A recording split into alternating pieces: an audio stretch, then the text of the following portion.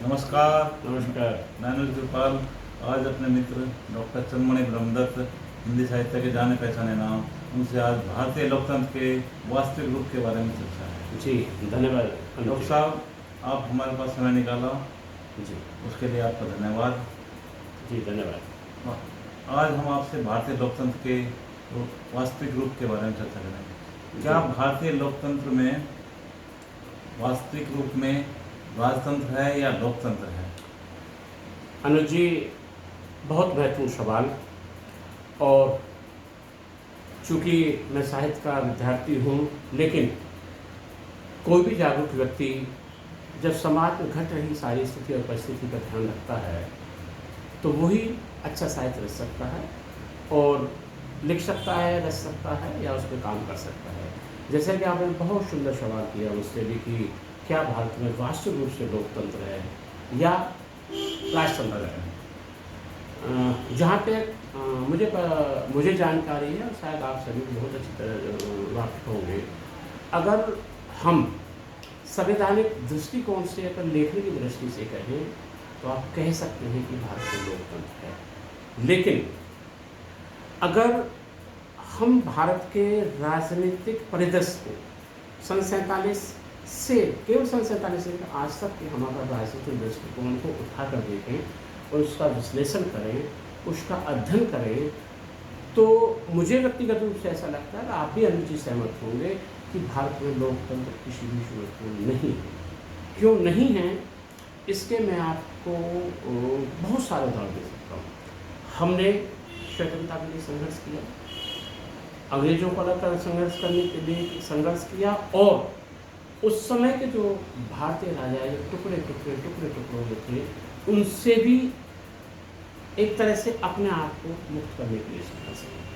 आप बहुत अच्छी सी बात है, सब आप एक देश की समाज जनता ऐसे इसी तरह से बात है कि भारत उस समय भी टुकड़े में बटा हुआ। अब और उस समय राजतंत्र का ये होता, जैसे कि राजतंत्र रूप होता है कि परंपरागत रूप से सत्ता परिवार के सदस्यों के इर्द गिर्द ही घूमती है, चाहे ज्येष्ठ पुत्र है, उससे छोटा पुत्र है, पुत्री है, जो भी साइज है, यानी परिवार के सदस्यों से सत्ता निकलकर बाहर नहीं। अब हम संवैधानिक रूप से या लिखित रूप से ये कह सकते हैं कि भारत में लोकतंत्र, लेकिन मैं बहुत सारे उदाहरण सन 47 से लेकर आज तक के दूंगा कि जो परंपरागत रूप से सत्ता तस्करी में परोस कर परिवार के इर्द गिर्द ऐसे परोसी जा रही है। भारत का युवा, जो गतिशील युवा है, जो सोचने वाला युवा है, जो सक्रिय युवा है, और जो अपना आप को पढ़ा लिखा युवा समझता है कि वो इस असमंजस की स्थिति में है कि क्या मैं राष्ट्रपति स्वतंत्र भी हूँ या इस देश और दुनिया में मैं लोकतंत्र में रह गया हूँ। अब ये बात मैं क्यों कह रहा हूँ, उसके पीछे एक सिस्टम है। सिस्टम देखिए, सारे लोगों का केंद्र बिंदु नेहरू जी का परिवार रहा। मोतीलाल नेहरू जी कांग्रेस के अध्यक्ष रहे। फिर जब शासन और सत्ता के केंद्र में आए तो नेहरू जी पहले प्रधानमंत्री बने। दूसरे प्रधानमंत्री उन्हीं के परिवार के दूसरे प्रधानमंत्री, यानी वैसे तीसरे प्रधानमंत्री इंदिरा जी बनी, राजीव जी बने, और उसके बाद में अब जो सत्ता के केंद्र में उनकी चौथी पीढ़ी के हाथ में राहुल जी या सोनिया जी या प्रियंका जी के केंद्र। लेकिन बाहर जो हमारा है फिलहाल नहीं कर पा रहा। मैं आपको बड़े सटीक से उदाहरण कुछ पढ़ूंगा, शायद आप उसी से मेरी सहमत हो जाएंगे कि इस में केवल अकेले नेहरू परिवार नहीं और कोई भी दल इस लोकतंत्र के राजतंत्र से अछूता नहीं है। सभी दलों ने सत्ता तस्करी में परोसकर परंपरागत रूप से अपने पुत्र पुत्रियों पत्नियों के हाथों में कैसे सौंप रखी। आपको बड़ी हैरानी होगी जब मैं कुछ उदाहरण आपके सामने पेश करूंगा, तो आपको लगेगा कि क्या वास्तव में ऐसा है।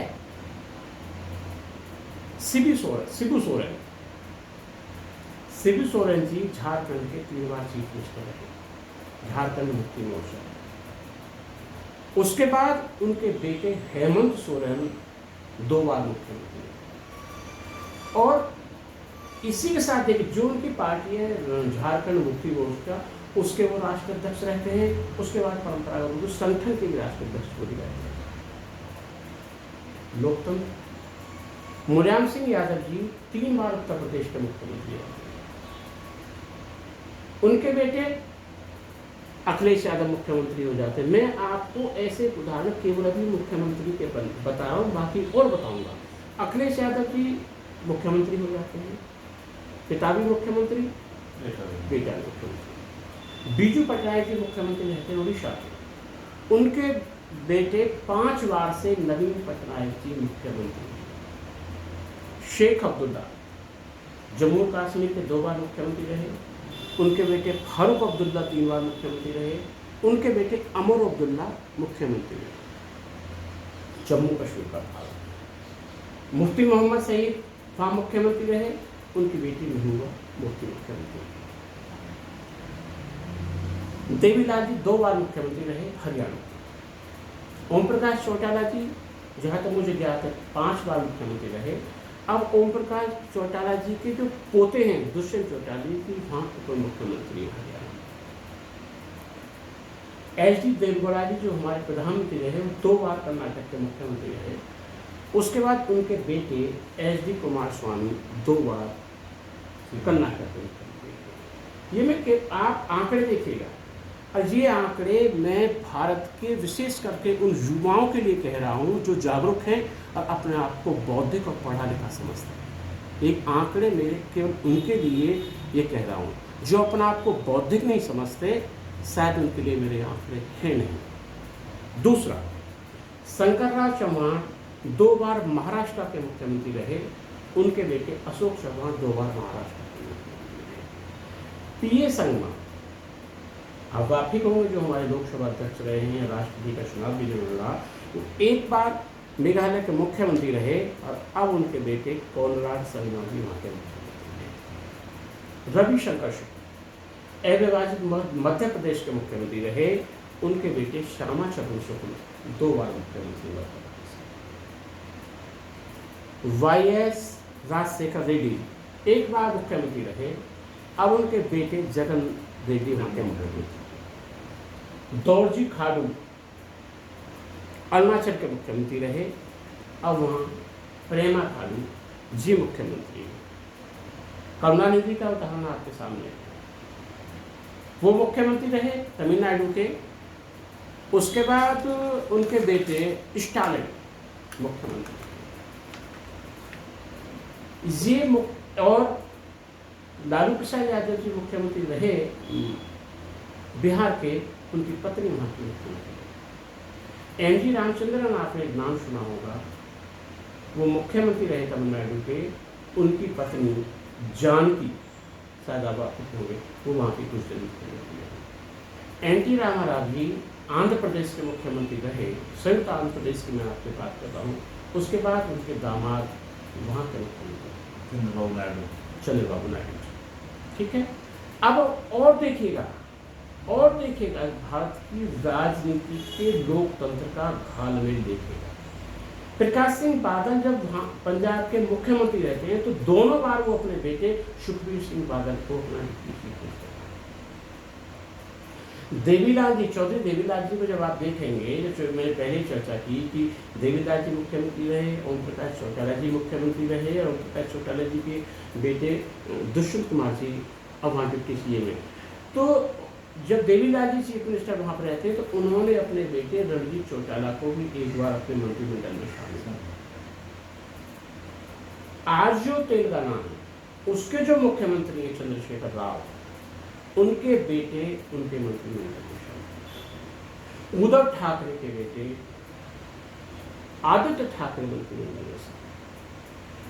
तो मैं केवल भारत के युवाओं से कहना चाहता हूँ कि ये जो लिस्ट हमने जो जारी की, या हम जो लिस्ट होगी, एक बड़ी संक्षिप्त लिस्ट है, ये केवल वो लिस्ट है जो मुख्यमंत्री का बेटा ही मुख्यमंत्री बनना है, उसके परिवार का मुख्यमंत्री। मेरा सीधा सा सवाल अनुजी ये है उन साथियों से, उन युवाओं से, या उन मेहनत कश लोगों से इस देश के उस मेहनतकश लोगों से, क्या हमने लोकतंत्र इसीलिए पाया था कि सत्ता पीढ़ी दर पीढ़ी तस्ती में परोस कर उनको ही मिलती रहेगी जिनके परिवार की राजनीति है। दूसरा, और मुझे अगर आप समय देंगे तो मेरे पास कम से कम हर पार्टी की कम से कम 500 लोगों की वो लिस्ट है। इतनी बड़ी लिस्ट है, इतनी तो देश में रियासतें भी हैं। जैसे मैंने आपसे कहा कि करुणानिधि, एम करुणानिधि जी 5 बार सीएम रहे तमिलनाडु के, आज और उनकी सरकार में उनके बेटे डिप्टी सीएम रहे स्टालिन, जो आज चीफ मिनिस्टर है। उदाहरण देखिएगा।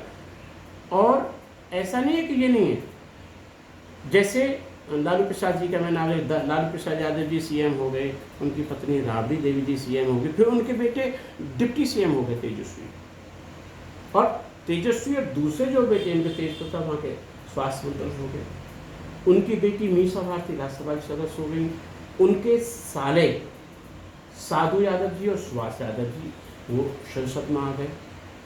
तो मेरा जो कहना है यहाँ पर, मेरा जो कहना है, ये तो सीएम की लिस्ट है। अगर हम इस सारी चीज़ों को आप उठाकर देख लेंगे और देखें और सुने, कोई भी दल इस चीज़ से जुड़ता नहीं है। मेनका गांधी जी आज कहाँ हैं वो आपको पता है, उनके बेटे वरुण गांधी हैं, सभी को पता है। यशवंत सिन्हा कहाँ थे और कहाँ हैं, उनके बेटे जयंत सिन्हा कहाँ हैं, उस सभी को पता है। आपको पता है रविशंकर प्रसाद जी के पिता भी राजनीतिक थे, ठाकुर प्रसाद जी। पीयूष गोयल जी के पिता वेद प्रकाश गोयल जी मंत्री रहे। कल्याण सिंह जी जो उत्तर प्रदेश के मुख्यमंत्री रहे हैं, उनके बेटे आज लोकसभा के सदस्य राजवीर सिंह, और उनके पोते संदीप सिंह जी योगी सरकार में मंत्री हैं। राजा सिंह जी के बेटे पंकज सिंह जी नोएडा से हैं। हेमवती नंदन बहुगुणा जी के बेटे विजय बहुगुणा उत्तराखंड के मंत्री रहे, और उनकी बेटी रीता बहुगुणा जोशी जी आज लोकसभा की सदस्य हैं भारतीय जनता पार्टी से। विजय राजे सिंधिया, वसुंधरा राजे सिंधिया, यशोधरा जी, दुष्यंत जी, माधव राज सिंधिया जी और ज्योतिरादित्य सिंधिया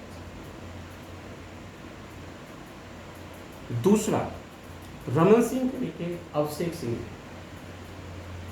छत्तीसगढ़ के जो पूर्व मुख्यमंत्री रमन सिंह जी के बेटे अभिषेक सिंह जी। प्रेम कुमार धूमल हिमाचल सेना के बेटे अनुराग ठाकुर। पंडित सुखराम के बेटे अनिल शर्मा। आप स्थिति देखिए, स्थिति देखिए। और ब्रजभूषण सिंह जी का नाम सुना होगा, एक गोंडा से एमपी हुआ करते थे, उनके बेटे पिट्टी भूषण। दिलीप भूरिया मध्य प्रदेश के बड़े कदावर नेता रहे हैं, एमपी भी रहे हैं, उनकी बेटी हैं निर्मला भूरिया। प्रमोद महाजन जी की बेटी पूनम महाजन। गोपीनाथ मुंडे जी की दोनों बेटियां पंकजा और प्रीतम। साफ सिंह वर्मा जी के सुपुत्र प्रवेश वर्मा जी और भाई आजाद सिंह जी, और समधी विक्रम वर्मा जी। शायद आपको ध्यान हो, वाजपेयी जी सरकार में वो कैबिनेट मिनिस्टर थे। भगवत झा आजाद के बेटे प्रीति आजाद। लाल बहादुर शास्त्री जी, सुनील शास्त्री जी, अनिल शास्त्री जी, और लाल बहादुर शास्त्री जी की बेटी के, जहाँ तक मुझे जानकारी है, दामाद सिद्धार्थ नाथ सिंह जी योगी सरकार में मंत्री, और आदर्श शास्त्री जी पिछली बार आप सरकार से मिले रहे उनके पुत्र। और सीपी ठाकुर जी का बड़ा नाम, कैबिनेट मिनिस्टर, उनके बेटे विवेक ठाकुर। अश्वनी चौबे जो मिनिस्टर हैं मोदी सरकार में, उनके बेटे अरिजीत चौबे। हुक्मदेव नारायण यादव जी के बेटे अशोक यादव। बिहार के पूर्व मुख्यमंत्री जगन्नाथ मिश्र के बेटे नीतीश मिश्रा, अब बड़ा बेहतर नाम रामविलास पासवान जी के बेटे चिराग पासवान, भाई उनके पतिनाथ पाल जी, रामचंद्र पासवान जी के बेटे परेश राज, चौधरी महबूब अली के बेटे यूसुफ अली, जीताराम मांझी जी के बेटे संतोष मांझी जी, शकुनी चौधरी के बेटे राजेश चौधरी जी। यहाँ पे सवाल ये होता है कि कोई भी पार्टी या कोई भी दल इस चीज़ से अदूर छूटा नहीं है। और नाम सुनिएगा, सरदार पटेल जी के बारे में। सरदार पटेल जी की जो भाई थे विट्ठल भाई पटेल, वो उस समय की जो केंद्रीय असेंबली थी उसके 10 सदस्य थे, और उनकी बेटी मणिबेन लोकसभा की सदस्य रही है और राज्यसभा की भी सदस्य रही है, और उनके बेटे दया भाई पटेल वो भी लोकसभा के सदस्य हैं। मायावती जी का आपने बड़ी चर्चा सुनी है, उन्होंने अपने जो भाई आनंद कुमार जी अपनी पार्टी का राष्ट्रीय अध्यक्ष बना दिया है, उपाध्यक्ष, जबकि उन्होंने पहले घोषणा की थी कि मेरे परिवार का कोई भी सदस्य मेरी पार्टी में किसी भी पद पर नहीं होगा। आपको याद होगा बिहार के बड़े मुख्यमंत्री थे कर्पूरी ठाकुर जी, उनके बेटे राजनाथ ठाकुर जी, चौधरी चरण सिंह जी के बेटे अजीत सिंह जी, उनकी बेटी ज्ञानवती जी, अब जैन चौधरी जी। ये देखिएगा परंपरागत रूप से पार्टी की कमान भी ऐसे ही, पहले चौधरी साहब के पास थी, फिर अजीत सिंह जी के पास थी पार्टी कमान, अब उनके पोते जैन चौधरी के पास। दूसरा इंद्र कुमार गुजराल जी के बेटे, वो भी राज्यसभा के सदस्य नरेश गुजराल जी, आपको पता होगा। वीपी सिंह जी के बेटे अनिल सिंह, चंद्रशेखर जी के बेटे नीरज शेखर, बंसीलाल जी जो मुख्यमंत्री रहे हरियाणा के, उनके बेटे सुरेंद्र जी और उनकी पत्नी किरण चौधरी जी, और उनकी बेटी श्रुति चौधरी वो सांसद रही। भजनलाल जी के खुद चीफ मिनिस्टर रहे, उनकी पत्नी जमुना देवी एमएलए रही, उनके बेटे कुलदीप बिश्नोई एमपी रहे, एक बेटे चंद्रमोहन बिश्नोई वहाँ के डिप्टी चीफ मिनिस्टर रहे। जगजीवन राम जी की बेटी मीरा कुमार जिन्होंने लोकसभा अध्यक्ष रहीं। एनटी रामाराव की पत्नी लक्ष्मी वो सांसद रहीं, और उनके दामाद चंद्रबाबू नायडू जी जो मुख्यमंत्री रहे। रणबीर हुड्डा जी के पुत्र भूपेंद्र सिंह हुड्डा जी मुख्यमंत्री रहे, और अब उनके बेटे दीपक हुड्डा। उमाशंकर दीक्षित जी, उनकी बेटी शीला दीक्षित जी और उनके बेटे संजीव जी। मुलायम सिंह यादव जी, अखिलेश यादव जी, डिम्पल यादव जी, रामकृपाल यादव जी, शिशपाल यादव जी, और बहुत सारे और काफी भतीजे वगैरह रिश्तेदार सभी तकरीबन। बिल्कुल। लालू प्रसाद यादव आप देखिए, राबड़ी जी, साधु जी, सुभाष जी, तेजस्वी यादव जी और तेज प्रताप जी, और उनके प्रणब मुखर्जी जी के बेटे आपको पता हो सांसद रहे हैं, वो भी सांसद रहे हैं उनकी चीज सर। उनकी बेटी समिष्टा मुखर्जी भी भारतीय राजनीति में सक्रिय हैं, और पिछले बार दिल्ली जो विधानसभा के चुनाव थे उसमें वो कांग्रेस की उम्मीदवार।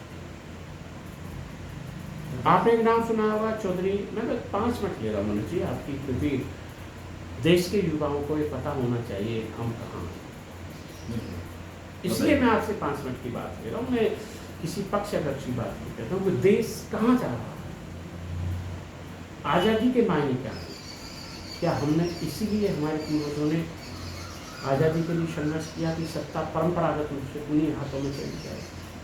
क्या देश का युवा जो काम कर रहा है वो वही काम करता रहेगा?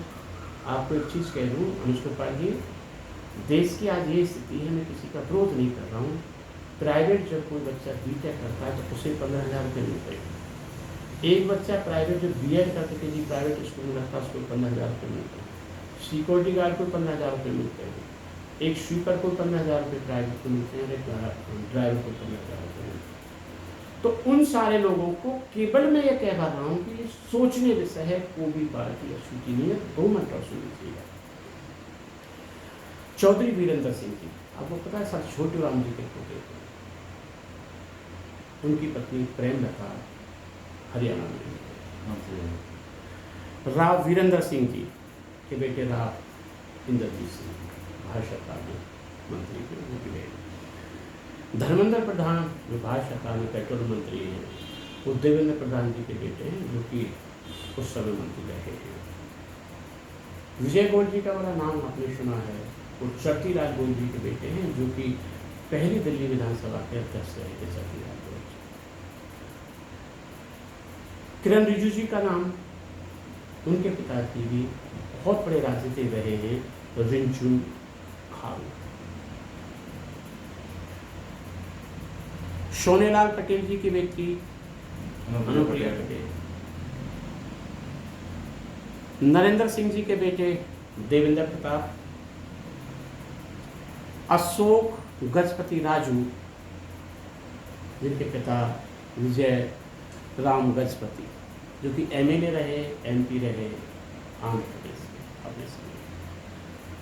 हुक्म सिंह कैराना वाले, उनकी बेटी मृगांका सिंह। लालजी टंडन जी के बेटे आशुतोष टंडन जी। स्वामी प्रसाद मौर्य जी के बेटे उत्कर्ष मौर्य। नरेश अग्रवाल जी के बेटे नीतीश अग्रवाल। आजम खान रामपुर वाले, उनके बेटे अब्दुल्ला खान। मुख्तार अंसारी के भाई सिगबुत्ता अंसारी, बहन है वो सरुख्ता अंसारी। हाँ, ये भाई हैं उनके।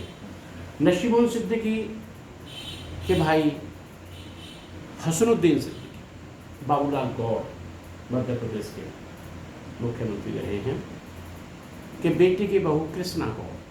कैलाश विजयवर्गीय, भारतीय जनता पार्टी का वर्तमान बड़ा नाम, के बेटे आकाश। नारायण रायन के बेटे नीलेश राणे। दिग्विजय सिंह जी के भाई लक्ष्मण सिंह जी और बेटे जयवर्धन सिंह। मध्य प्रदेश के वर्तमान मुख्यमंत्री शिवराज सिंह चौहान जी और उनके बेटे कीर्ति के। ज्योतिरादित्य सिंधिया जी के बेटे महा आर्यमन। मध्य प्रदेश के वर्तमान गृह मंत्री नरोत्तम मिश्रा, उनके बेटे सुकर्ण मिश्र। शरद पवार जी, उनके भतीजे, माफ करें, अजीत पवार जी और उनकी बेटी सुप्रिया सुले। एकनाथ शिंदे के बेटे डॉक्टर श्रीकांत शिंदे और निवेदिता माने, एक्स एमपी रही हैं। धैर्यशील माने। पवन राजे नेवालकर के बेटे ओ राजे। मुरली देवरा जी के बेटे मिलिंद देवरा और राजेश पायलट जी के बेटे सचिन पायलट और अमरिंदर सिंह जी की पत्नी प्रणीत कौर और पसंद दादा पाटिल जी के बेटे विशाल, नाती विशाल। ये जो नाम, जो कुछ नाम मैंने आपको गिनाए हैं, वो सर्व पार्टी के हैं। मैं केवल ये पूछना चाहता हूँ कि अगर ये लोकतंत्र है तो राजतंत्र क्या है? हम सभी पार्टियों ने कभी भी इस चीज़ का विरोध नहीं किया। अभी जितेंद्र प्रसाद जी के बेटे भारतीय जनता पार्टी में गए, लेकिन उन्हें इस चीज़ से कोई मतलब नहीं है कि राजतंत्र के लोग।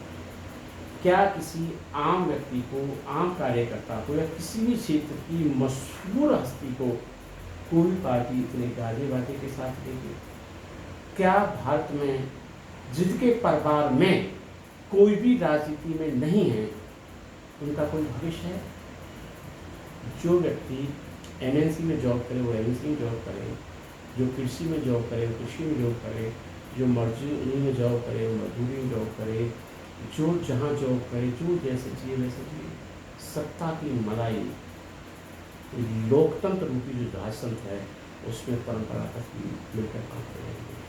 ये स्थिति अनुज कृपाल जी इसलिए है क्योंकि सारे दल इसमें समान रूप से खा। कोई भी दल ऐसा नहीं है, कोई भी दल, भारत का कोई भी दल ऐसा नहीं है जो इसमें छूटा होगा, क्योंकि हम में सभी नंगे हैं। सबने इस देश के युवाओं को मरने के लिए छोड़ दिया है कि हम परंपरागत रूप से थाली में परोस के सत्ता को पाएंगे और तुम मरना है तुम मत करो, तुम्हें संघर्ष करना तो संघर्ष करना। जी, भारत में राजनीतिक पार्टियों की स्थिति तो कितनी होनी चाहिए आपके साथ? अनुजी, मैं बड़ा स्पष्ट कर दूं, बहुत सुंदर आपने सटीक सवाल पूछा है। आपको ब्रिटेन और अमेरिका के बारे में बहुत अच्छी तरह से बात है, आप भी संविधान पढ़ा हुआ है आपने, इनका भी और भारत में इसका भी। जब बहुत सारी हमारी जो चीज़ें हैं भारतीय संविधान में स्पष्ट रूप से लिखा हुआ है कि इतनी अनुसूची हमने वहाँ से, इतनी वहाँ से, इतनी वहाँ से, पूरी दुनिया के अनुभवों के मिश्रण का हमारा भारतीय संविधान है। जिस तरह से जो हमें आवश्यकता महसूस हुई, हमने उस आवश्यकता के अनुसार वो चीज़ें दुनिया के संविधान से हमें ली। कोई बुरी बात नहीं है, हमें लेनी ही चाहिए। लेकिन अगर अमेरिका में द्विदलीय पद्धति है और ब्रिटेन में द्विदलीय पद्धति है, तो वहाँ से हमने द्विसदनात्मक पद्धति तो ले ली ब्रिटेन से और अमेरिका से, लेकिन हमने द्विदलीय पद्धति ले ली। अगर भारत में, मैं नहीं कहता हूँ कि 2 दल होने चाहिए, भारत में 4 दल होने चाहिए। जब ये आपस में गठबंधन करते हैं, जब ये आपस में मिलकर सरकार बनाते हैं, तब क्या करते हैं? लेकिन ऐसा होगा नहीं। एक उदाहरण देखिए, कोई नहीं चाहेगा, क्योंकि किसी के पास इतना दमखम नहीं है कि समाज को कह दे कि भारत में केवल 4 दल होने चाहिए। तरीका यह है, सलीका यह है, समय समय पर आपने देखा है कोई व्यक्ति, कोई नेता जब किसी पार्टी से रूठ जाता है तो जाता है 5 साल जाकर नई पार्टी बना देता है। ठीक है, अगर भारत में आज किसी भी राज्य को देखते हो तो मुझे व्यक्तिगत रूप से नहीं लगता कि किसी भी दल की सिंगल सरकार, अगर सेंटर में देखो तो सेंटर में भारतीय जनता पार्टी की सरकार नहीं है, सेंटर में एनडीए की सरकार है आज पूर्ण बहुमत के साथ। अगर आप उत्तर प्रदेश की बात करें तो वहाँ भारतीय जनता पार्टी की सरकार नहीं है, वहाँ भी एनडीए की सरकार। कहीं भी किन्हीं भी राज्यों में आप चले जाओ तो लगभग वो स्थिति है। एक मैं उदाहरण आपको देता हूँ, अगर मुझे आप 2 मिनट होते तो कुछ नाम और पढ़ूंगा, क्योंकि सवाल बहुत अच्छा आपने किया। जब सवाल अच्छा किया तो मैं एक चीज़ आपसे कह दूँ, अगर देश में 4 पार्टियां अनुसूचित हों तो रोज ये आयाराम गयाराम सरकार तोड़ना 356 वाली स्थिति आएगी। जो जिस विचारधारा का व्यक्ति है वो उस विचारधारा में जाए। अब स्थिति क्या है देखिए, आंध्र प्रदेश में आप चले जाओ, किसकी सरकार है? जगनमोहन रेड्डी, वाईएसआर कांग्रेस। किसका टुकड़ा? कांग्रेस का टुकड़ा। इस बात से हमें कोई मतलब नहीं कि कौन किस राजनीतिक दल से टुकड़ा है, लेकिन जब ये क्षेत्रीय दल बनाते हैं तो केवल अपने राज्य तक ही लोग ये सीमित रहना चाहते हैं, वहाँ तक ही वो सोच की बात करते हैं कि ये न प्रकार मेरा राज्य ही सुरक्षित होना चाहिए। उन्हें माफ करें, उन्हें भारत से कोई मतलब नहीं है। उन्हें चाहते हैं कि राज्य की मेरी सत्ता मेरे बहुमत के साथ करें।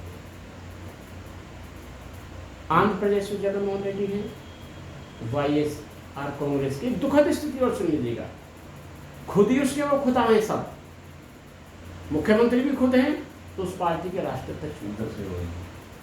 अब देखिए, ये कहना एक पद वाली स्थिति है कहाँ? यानी आप देखें, चाहे अपराध हो, चाहे राजतंत्र हो, चाहे पद हो, चाहे प्रतिष्ठा हो, पैसा हो, कुछ भी हो, हमाम में संपूर्ण दल नंगे हैं, इसलिए एक दूसरे के खिलाफ नहीं बोलते। दूसरा, अरुणाचल प्रदेश में प्रेम खंडू जी की सरकार है। पार्टी का क्या नाम है? पार्टी है उनकी peoples party of Arunachal Pradesh. अलग पार्टी होगी, उनको अपनी पार्टी से। आप बिहार में जाएंगे, बिहार में किसकी सरकार है? कहने को गठबंधन, लेकिन जनता दल। देखना, आप दिल्ली में जाएं, दिल्ली में किसकी सरकार है? आम आदमी। पहले आप सुन लीजिए सारी चीजें। झारखंड में किसकी सरकार है? हेमंत सोरेन जी की झारखंड मुक्ति मोर्चा। केरला में किसकी सरकार है? आदरणीय विजयन जी, सीपीआईएम। ठीक है। महाराष्ट्र में किसकी सरकार है? हालांकि गठबंधन है, लेकिन मूल रूप से किसकी सरकार कही जाती है? शिवसेना। वही अपने दल के स्वयंभू हैं और वही अपने दल के मुगल। दूसरा, आप मेघालय में चले जाएं, के संगमा, पी ए संगमा जी के बेटे वहाँ पर मुख्यमंत्री हैं और उनकी एक पार्टी है नेशनल पीपल्स पार्टी। अपनी सरकार है, अपने दल के ही वो मुखिया हैं, अपने दल के ही मुखिया हैं। मिजोरम में मिजो नेशनल फ्रंट की सरकार, नागालैंड में न्यूफ्यू रियो वहाँ के चीफ मिनिस्टर हैं और नेशनल डेमोक्रेटिक पीपल्स पार्टी की सरकार। सिक्किम में प्रेम तमांग वहाँ के चीफ मिनिस्टर हैं और सिक्किम क्रांतिकारी मोर्चा की सरकार। तमिलनाडु में एम के स्टालिन साहब वहाँ के चीफ मिनिस्टर हैं और दिरमिट यूनाइट कड़गम डीएम। तेलंगाना में चंद्रशेखर राव वहाँ के चीफ मिनिस्टर हैं और उसी के मुखिया हैं सभी सारे जो मैं आपको नाम ले रहा हूँ, खुद ही खुदा हैं, सब कुछ खुद ही हैं। संगठन पर भी खुद का कब्जा है और वहाँ के शासन पे सत्ता पर नहीं। चंद्रशेखर राव जी की पार्टी है तेलंगाना TRS, तेलंगाना राष्ट्रीय समिति, बड़ा चर्चित पश्चिम बंगाल। ममता दीदी की सरकार है और TMC उनकी बात। मेरी समझ में एक बात ये नहीं आता कि सत्ता में भी यही है, संगठन में भी यही। इस देश का युवा कब सोचेगा? अपने आप को जो युवा बौद्धिक कहता है, अपने आप को जो युवा पढ़ा लिखा कहता है, अपने आप को जो युवा चिंतनशील कहता है, अपने आप का कोई युवा जो विचारशील कहता है, वो कभी ये क्यों नहीं सोचता कि सत्ता जब हम परंपरागत हाथों में पीढ़ी दर पीढ़ी, परिवार दर परिवार हम परोस रहे हैं, तो ये लोकतंत्र है कहाँ?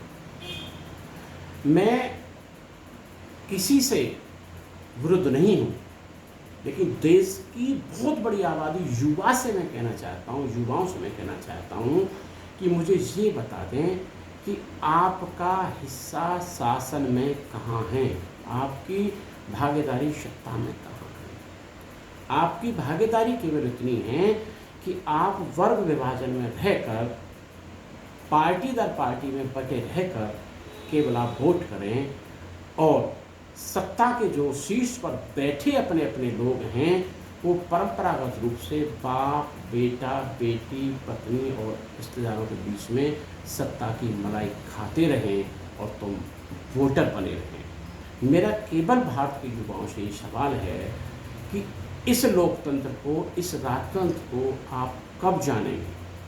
आखिर हमारे विचारशील होने का, हमारे चिंतनशील होने का, हमारे बौद्धिक होने का या हमारे पास डिग्रियां होने का आखिर वास्तविक अर्थ है क्या? जी अनुज, जैसे कि भी आपने पूरे लोकतंत्र के बारे में, राजतंत्र के बारे में पूरी लिस्ट बताई थी, क्या आने वाले समय में आपको लगता है कि भविष्य में युवाओं के लिए कुछ अवसर मिलेगा भारतीय राजनीति में? अनुज जी, मैं माफ़ी चाहूँगा और अपनी कठोर टिप्पणी के लिए विशेष रूप से अपने देश के युवाओं से माफ़ी चाहूँगा। अगर सत्ता की यही स्थिति, शासन की यही स्थिति और राजनीतिक दलों की यही स्थिति बनी रही तो मुझे लगता नहीं कि भारत में युवाओं के लिए कोई स्कोप है। 2-3 उदाहरण सुन लीजिए। विरोध नहीं है किसी से, लेकिन चूंकि हम बात नहीं करेंगे, विचार नहीं करेंगे तो कब करेंगे? 1% किसी पार्टी से विरोध नहीं है, लेकिन युवाओं के सामने विचार तो रखना ही होगा, बात रखनी ही होगी। ममता बनर्जी जी खुद चीफ मिनिस्टर हैं और खुद अपनी पार्टी की सर्वसर्वा है। अखिलेश यादव जी चीफ मिनिस्टर रहे हैं और अपनी पार्टी की सर्वसर्वा हैं। राष्ट्रीय लोकदल के सर्वेसर्वा किसान नेता पूजनीय चौधरी चरण सिंह जी रहे, उनके बाद उनके बेटे अजीत सिंह जी रहे। अब वो चले गए तो परंपरा उन्होंने सत्ता सौंप के JNCC के हाथों में दी। क्या रामविलास पासवान जी चले गए तो क्या लोक जनशक्ति के मुखिया चिराग पासवान ही होंगे? सोनेलाल पटेल चले गए तो उनकी बेटी अनुप्रिया पटेल ही होंगी, या YS राजशेखर रेड्डी चले गए तो जगन रेड्डी मुख्यमंत्री भी होंगे और अपनी YSR पार्टी के राष्ट्रीय अध्यक्ष सर्वेसर्वा भी होंगे। शिवसेना के सर्वेसर्वा सत्ता में भी और संगठन में भी उद्धव ठाकरे जैसे लोग हैं। मेरा सवाल यहाँ सीधा सीधा ये है कि युवा कब सोचेगा और कब बोलेगा। ये लोग संपूर्ण पार्टी जिसमें से कोई भी राजनीतिक दल अछूता नहीं है, उनके बारे में कब सोचेगा। क्या हम जो अपने आप को पढ़े लिखे कहते भर हैं या हम अपने आप को डिग्रीधारी कहते भर हैं, आखिर इस राजतंत्र की लड़ाई में हम कब सोचेंगे कि देश के पढ़े लिखे युवाओं की, देश के गरीब युवाओं की, देश के दलित युवाओं की, देश के शोषित युवाओं की, किसानों की और भारत के सैनिकों की वास्तविक हिस्सेदारी इस शासन में कब होगी। जी अनुज जी, जैसा कि अभी आपने पूरा विस्तार से बताया, जब आज़ादी के बाद लोकतंत्र हमारा बना है, तो जो हमारे आज़ादी के नायक थे, अगर वो आज की परिस्थिति में देखते तो अपने आप को कैसा महसूस करते? मैं अनुज जी बड़े बोझिल दिल से एक बात कहता हूँ। आप उस समय की कल्पना करें,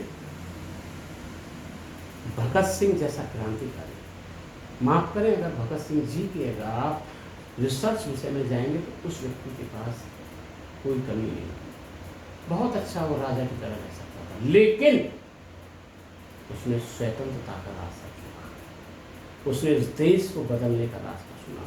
उन्होंने कहा भी था कि ये जो गोरे अंग्रेज जा रहे हैं, अगर व्यवस्था नहीं बदली तो काले अंग्रेज इनसे ज़्यादा खतरनाक होंगे। गांधी जैसा व्यक्ति, माफ करें, जिसने कोट पैंट त्याग कर लंगोटी पहन ली, अगर वो आज जिंदा होता तो माफ करना, वो अपना आप में आज होता। ये देश अशफाकुल्लाह का देश है, ये देश भगत सिंह का देश है, चंद्रशेखर आजाद का देश है, बिस्मिल का देश है। हजारों जो लाखों क्रांतिकारी जो फांसी के फंदे पर चढ़ गए इस सपने के साथ कि देश सोने की चिड़िया होगा, वो आज की बंदर बांट और आज के राजतंत्र को देखता, परंपरागत रूप से सत्ता का बंटवारा देखता तो क्या सोचता। देश में हमारे पूज्य क्रांतिकारियों ने, महान स्वतंत्रता संग्राम सेनानियों ने जो फांसी के फंदे पर चूमे, वो कम से कम इस देश को और इस दिन को देखने के लिए तो नहीं चूमे। अगर उन्हें पता होता कि ये काले अंग्रेज सत्ता के इर्द गिर्द ऐसे मंडराएंगे और परंपरागत रूप से नाम बदल कर सत्ता आपस में परंपरागत रूप से बांट लेंगे और सत्ता पर शासित हो जाएंगे, तो मुझे लगता है अनुज जी वो कभी भी फांसी के फंदे पर नहीं जाएंगे। एक अंतिम प्रश्न है आपके बारे में। जी अनुज, कि भारतीय जो युवा है, युवा पीढ़ी हमारी जो 18 वर्ष से ऊपर हो चुकी है, उनके लिए भविष्य में क्या संदेश है राजनीति के लिए? मैं एक बात कह दूं, इजाजत हो तो मैं एक बात कहता हूँ अनुज कृपाल जी। बिल्कुल क्लियर। जब तक हम सोचेंगे नहीं, पढ़ेंगे नहीं, संघर्ष करेंगे नहीं, हम आगे बढ़ेंगे नहीं। हमें अपने दिमाग से सबसे पहले किसी भी तरह के वाद को निकाल देना चाहिए। जातिवाद, धर्मवाद, संप्रदायवाद, किस क्षेत्रवाद, भाषावाद, बोलीवाद, किसी भी तरह के वाद को निकाल देना चाहिए। हमारे वर्तमान राजनीतिक जो लोग हैं वो हमारे दिमाग को, हमारे युवाओं के दिमाग को किसी ना किसी वाद में ऐसा डाइवर्ट कर देते हैं जो उनको सही सोचने का तो समय ही नहीं है। मैं भारत के युवाओं से, विशेषकर उस गर्म खून से और नरम खून से दोनों से अनुरोध कर रहा हूँ कि वो कम से कम सोचना और सोचें कि जो हम सभी के पूर्वज फांसी के फंदे पर चढ़े, वो कम से कम इस सत्ता की बंदरगांठ के लिए तो नहीं चढ़े होंगे।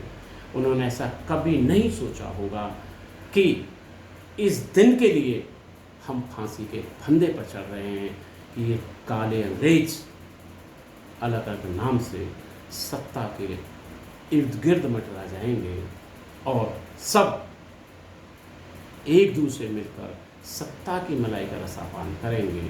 कोई एक दूसरे के विरुद्ध नहीं बोलेगा और सच नहीं बोलेगा।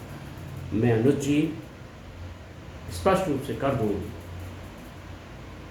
राम मनोहर लोहिया साहब का एक संदेश मुझे याद आता है।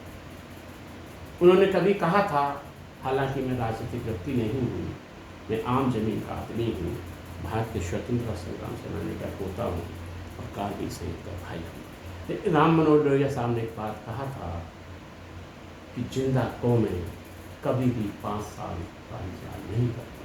हालांकि वो उनकी टिप्पणी राजनीतिक परिप्रेक्ष्य में थी, लेकिन मैं केवल देश के युवाओं से केवल इतना कहना चाहता हूँ, देश आपका है, देश हम सभी का है। आज नहीं सोचेंगे तो कल के लिए बहुत देर हो जाएगी। धन्यवाद, नमस्कार।